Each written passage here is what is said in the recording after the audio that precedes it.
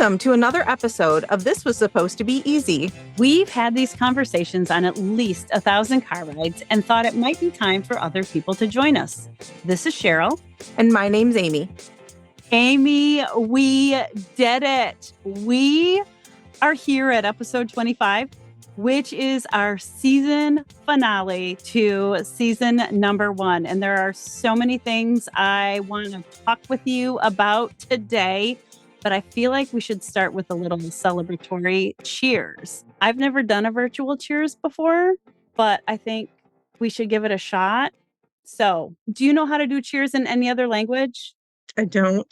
Okay. I think, isn't salute one of them? Or I mean, I know when I'm in Italy, people either say salute, salute, oh boy, salute, I think, and chin chin. And I just last week learned from my Swedish friend Suzanne that in Sweden you say skål. Oh, okay. So let's just say cheers.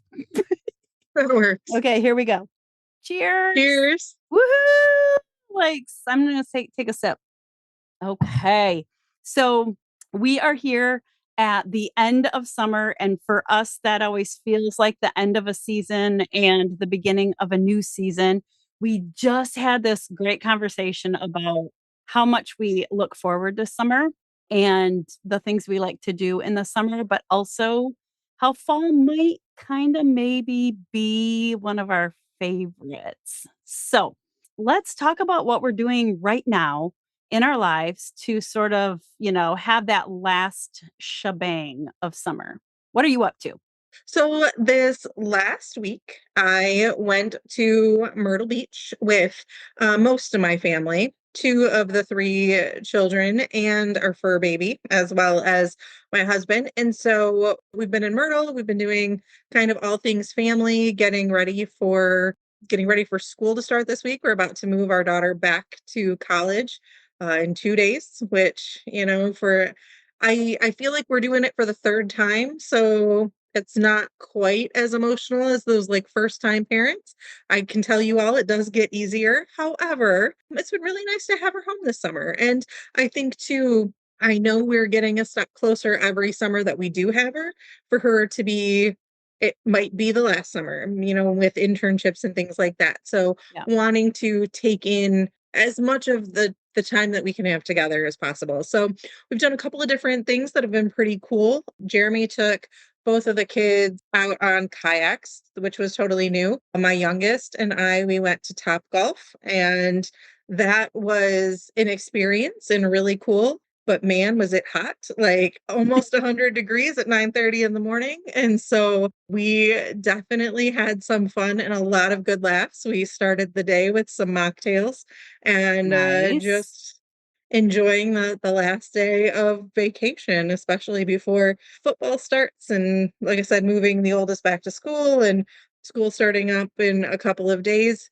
But, that's not all bad either. Like I said in previous episodes, I do better with the routine, and I'm kind of looking forward to the routine happening. And what I'm really looking forward to is being able to wear cute sweaters again and like sweatshirts and sweatpants like that. I just, I'm ready to retire my summer clothes and have fall clothes come out of the closet a little bit. Cozy up. I literally became re-obsessed with all the beautiful browns and mustard colors that come out in the fall. I found myself at the drugstore buying 3 different shades of brown nail polish. And that's when I know even though summer flew by and this part of me waits for it during the long, cold winter, I do love the transition into fall and sweater weather and all things spicy. Think I might make some pumpkin bread. Sounds amazing. Absolutely.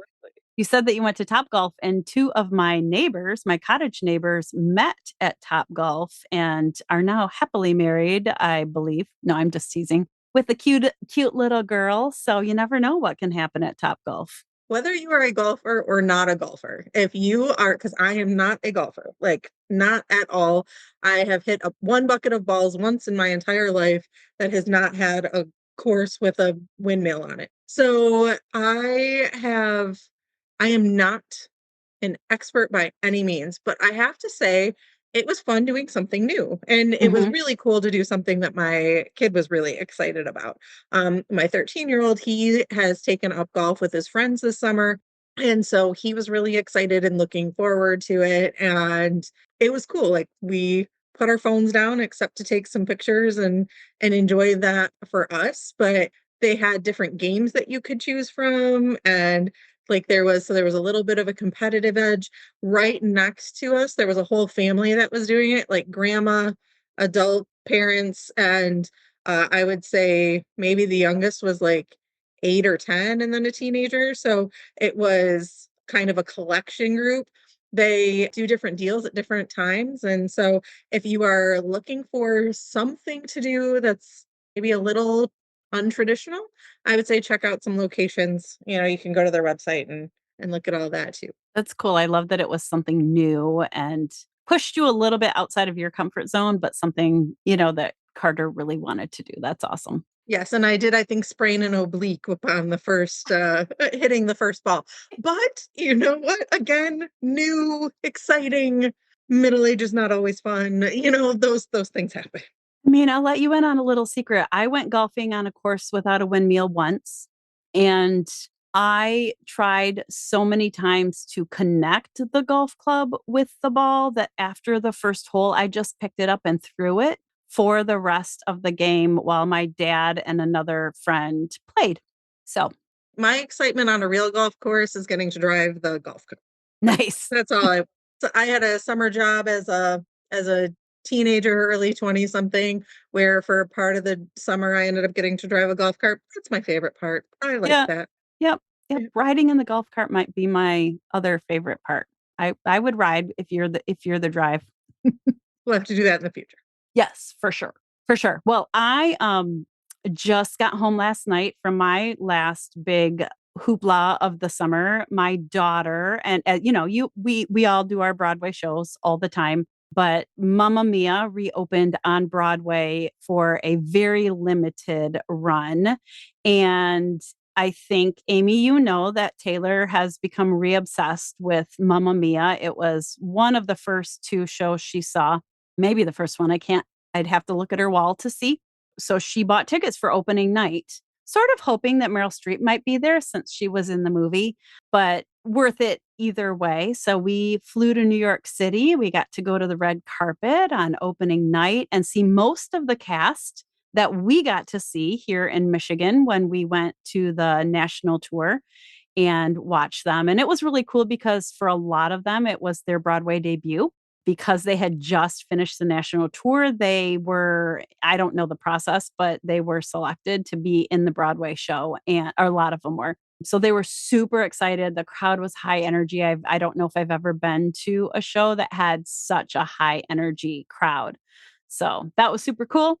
And then when we got up the next day, Taylor had, used TikTok to figure out where they were probably filming The Devil Wears Prada 2 for the day. So we got ourselves on the subway and headed over to that location, found the crowd, stood there for a couple of hours watching them move lights around and plugs around. And I have a video of them walking by holding a chair that says Andy and a chair that says Miranda, and waited and waited. And then they started shuffling us to the sides, and a car pulled up. And the only person filming that day in that townhouse was Meryl Streep.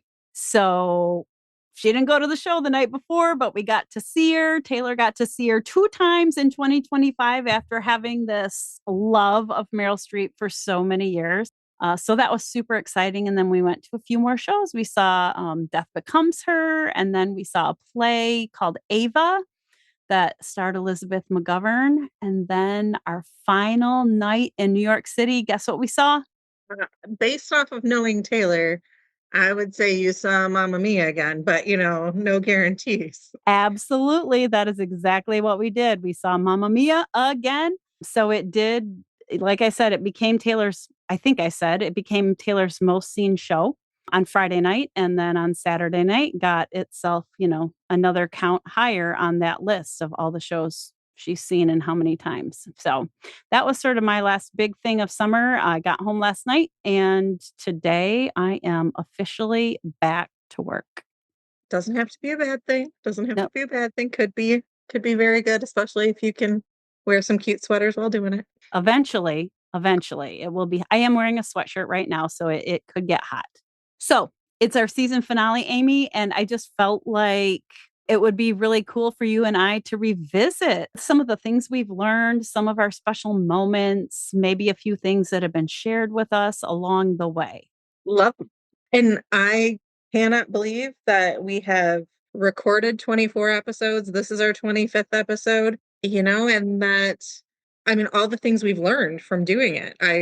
I'm just really excited about all of it. So Yeah. So you just said that this is our 25th episode, but you know what's even bigger for me? I think bigger for us is that we literally successfully launched 25 episodes on 25 Wednesdays in a row without even missing one.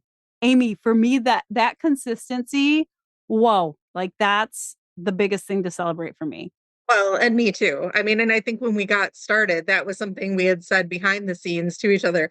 If nothing else, knowing you and I, we cannot miss a week. We have to, and there's been times where we wanted to have a bigger kind of vault filled with them than Uh-huh. we did. But you are right. We never missed a single Wednesday. Yeah. I mean, we might have missed a few weeks or months of social media posts about it, but that Yeah. can be next season's, Yes. In season next step. two, we're really stepping up the social media. So pay attention to that, all of our listeners.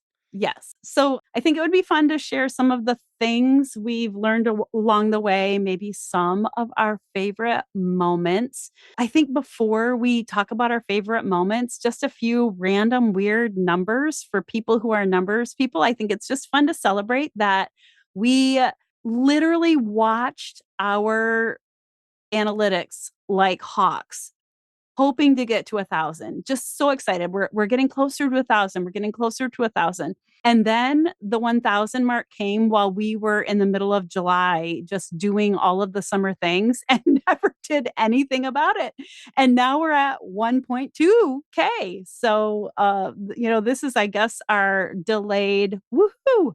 Yes. And I do have to tell you, by reaching 1,000, I got to cross off a square on my bingo card. So if you listen to our episode where we talked about our bingo cards, and that especially we had like our mid-season bingo card check-in, when we hit that 1,000 mark, I got to cross one off. So thank you to every listener that we've had that allowed me to do that. All 858 listeners, Yeah. which I know for some people that's a drop in the bucket. But for us, we are super excited that all 858 of you have joined in at some point during season one from 17 different countries. 17 different countries. That feels huge to recognize that many, I don't know, people from that many different countries have listened to us. It Yeah, feels it feels pretty exciting. Maybe on our next season analytics, we'll figure out obviously the US, but I'm kind of curious after that, what are the next countries that those numbers pull from? So we'll have to check that out. I was gonna say, if you keep talking for like 30 seconds, I can actually answer that question for you. Oh, here it Which, is. oh, Australia. awesome. Australia and then Singapore. Very cool. I know. Very cool. Love it. Good times. Yes, definitely. T I think one of the things that we need to share are some of those, so if you are not a numbers person, but you still love the data, so qualitative over quantitative, here are some interesting little facts we have. Wednesday by far is our top listening day. It's when we drop our new ones. And so that also means that most of you that are listening get notifications and go right on and listen in the same day. And this is also our shameless plug that if you are not receiving those Ooh. notifications, make sure you click like and subscribe so that for season two, you will get those Wednesday notifications so you can listen while you're getting ready in the morning, when you're on a car or in car ride commute, taking a walk, any of those places. I'm wondering, Amy, if now would be a good time to talk about some of our favorite moments. I think that that's a great idea. Do you have a favorite episode? Favorite episode? You know, I think one of my favorite episodes, but also it became a favorite because I didn't expect it to be. And that was the episode on workplace well-being was supposed to be easy. Now, of course, personally, it was super exciting that you and I made a goal, said, "Hey, we want to go get on a plane and go to this conference." Yes, all that awesome. So that has a personal connection to me, but I was shocked at how much that one connected with all of you. So that episode, I think, is rated in our top 4.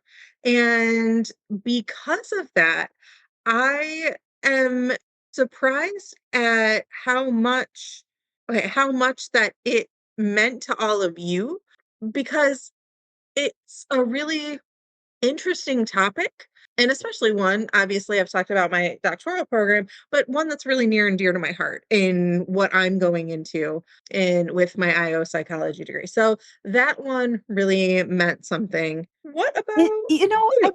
I was just thinking about that one and, it was sort of a comfort zone for us to grab a lot of our friends and ask them to participate during season 1, and this was one of our opportunities to listen to and learn from people outside of our circle and outside of our field that we've worked in for a lot of years, and so that was it fed that love of learning that we both have too, which made it more exciting. I agree. I agree with that. And, another one that I've probably received some of the most feedback of people being excited was the interview with you, where you talked about the strength survey and the amount of people that have talked about with their programs as leaders, even some new faculty members, adjunct faculty that are doing that activity now with their classes, and just people in general who were so excited to learn about themselves and those strength surveys and how much that impacted them. And so I think that that is something that is really neat and helpful. And I think it really pulls at the heart of what we want this podcast to be. Just by being who we are, it really pulled into that because that's something that's so near and dear to your heart that you were able to share it and how many people it impacted. So I loved that. Thank you for saying that, and it does remind me that there were quite a few people who said, "I went in and I took the survey and noticed that this was one of my signature strengths."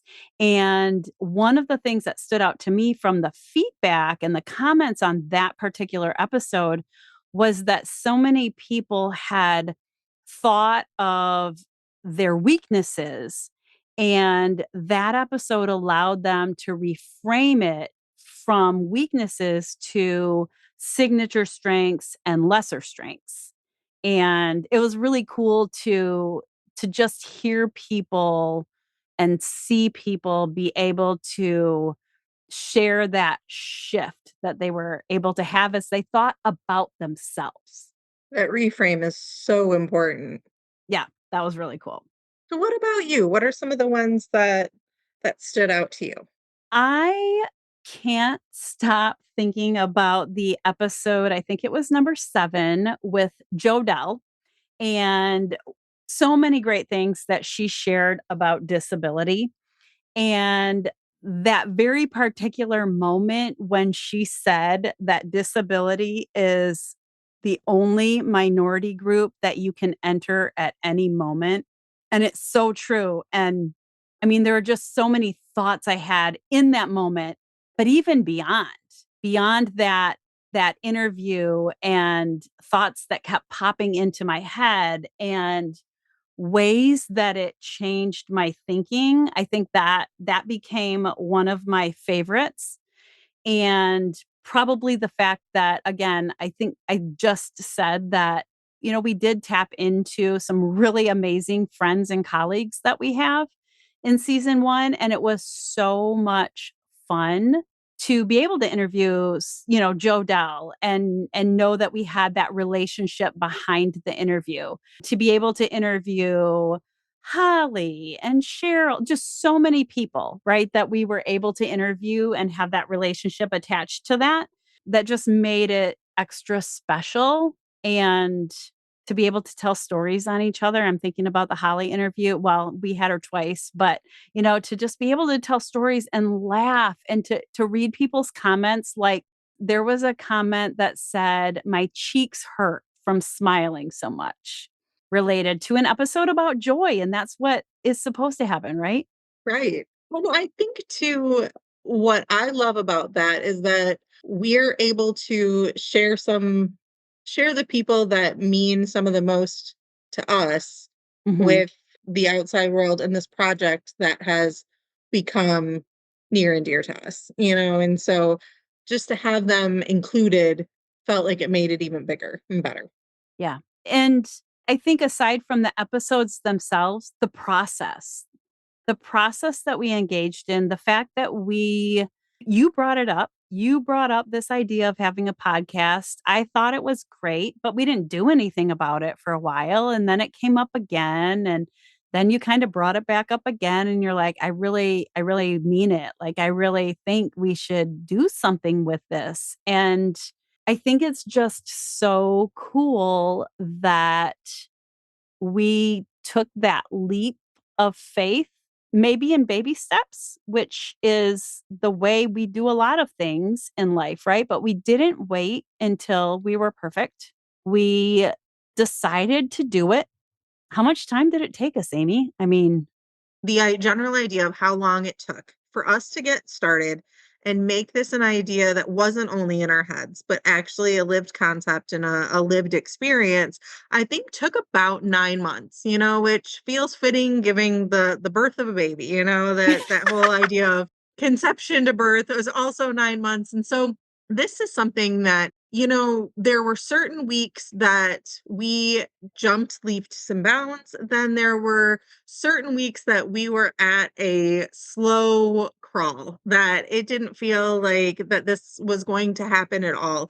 But I think one of the things that's most important is that we never fully stopped, and that even on those weeks that things were slow and didn't feel like they were happening, we were continuing to make movement in order for this to happen, in order for this to actually come to fruition. and that just reinforces that message that I always have to tell myself, which is, don't wait until you feel like you have the best idea, or don't wait until you're perfect, right?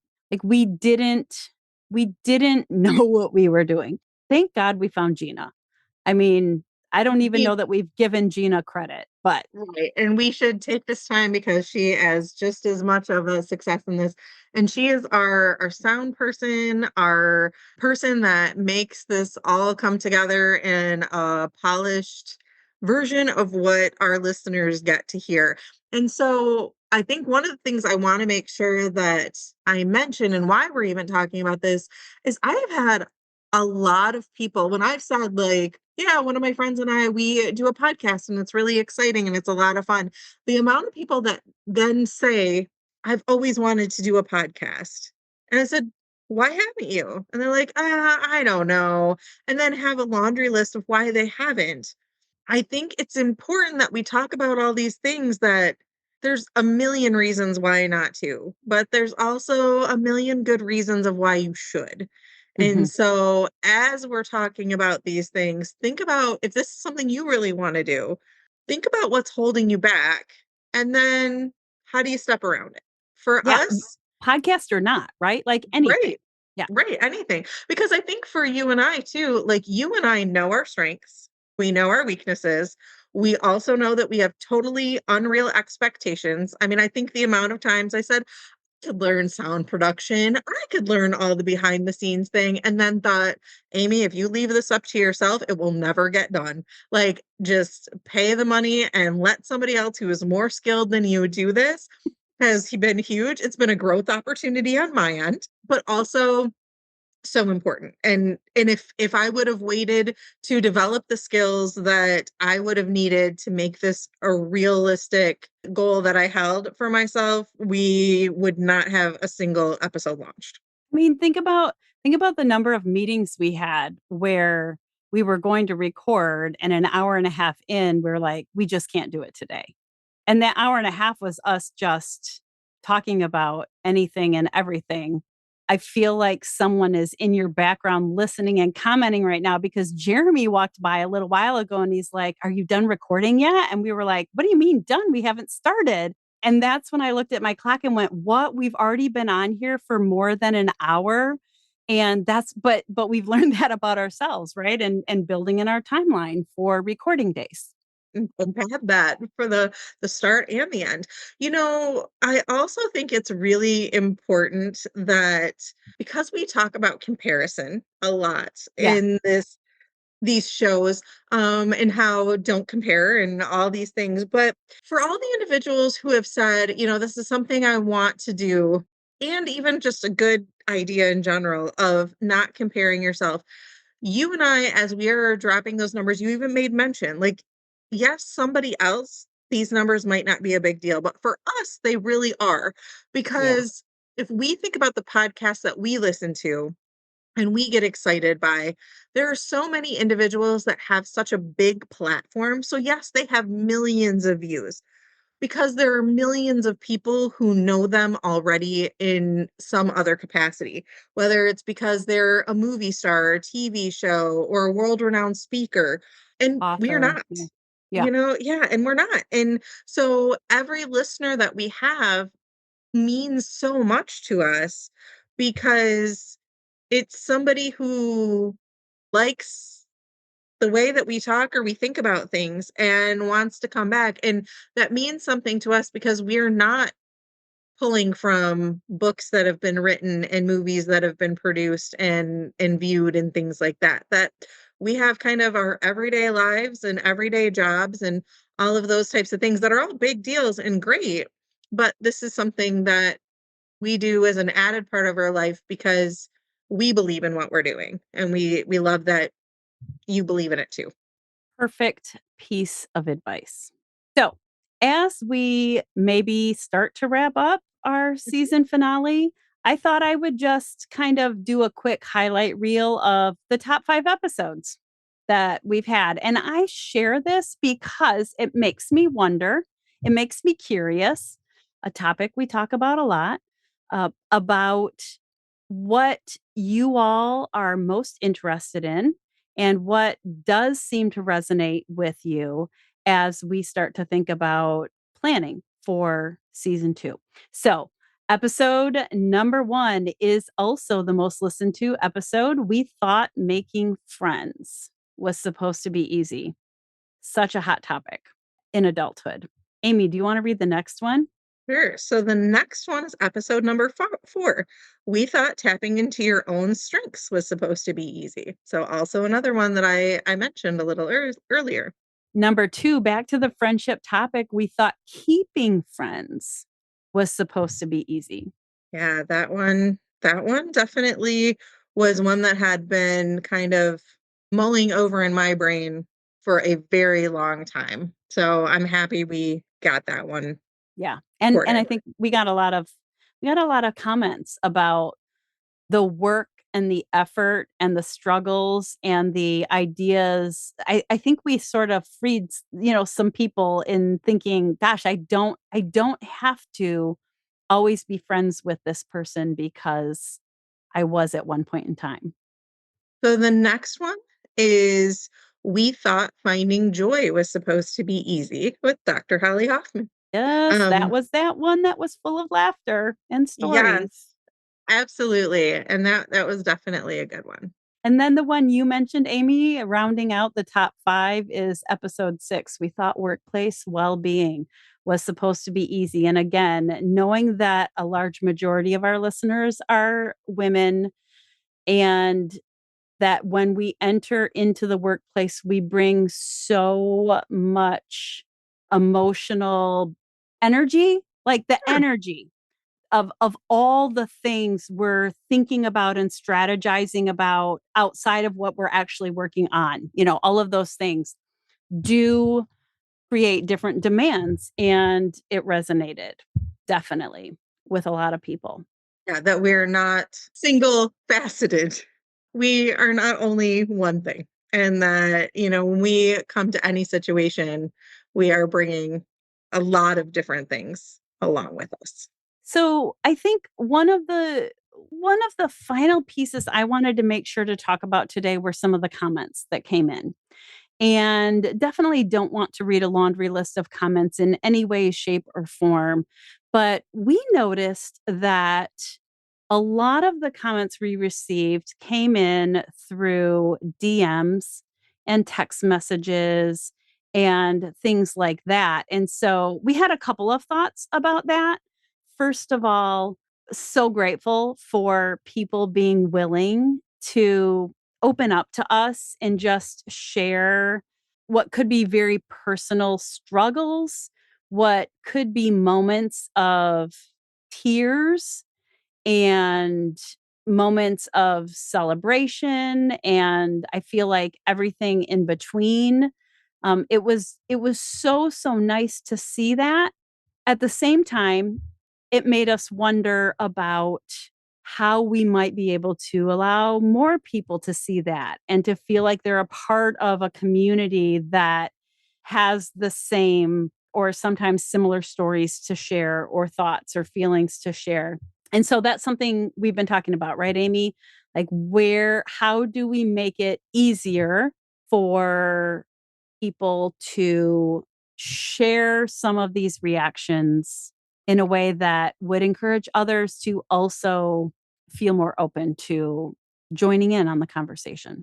We very much want everybody to be able to participate in those conversations and to share their thoughts and to feel supported amongst the group. Yeah, I think that helps reinforce that consistency goal with, maybe on Wednesdays when the new episode launches, we make sure that there's this space in our social media platforms to allow that conversation to grow. Because if we don't say, "Hey, episode 13 is out. Here's the question we hope you'll comment on," then there's not really a place to make that comment. So, big goal for us. Absolutely. And I do think as well, so I'm also wondering if maybe as we are getting ready to say our goodbyes, is there anything that we could tell our listeners to expect for season 2? Well, I think that instead of answering your question, my answer is you and I have a couple of days planned in the next few weeks where we're going to sit down and really hash out season 2. We have some ideas, including, like we just said, making more visible access to places where you can carry on conversations about the topics. We have ideas about pulling some of our community together live and in person. What we really would love to know is, do you all have ideas, questions, topics, something you would love for us to know or love for us to do as we think about season 2? We want our listeners to share with us what your thoughts are because we are better because of all of you.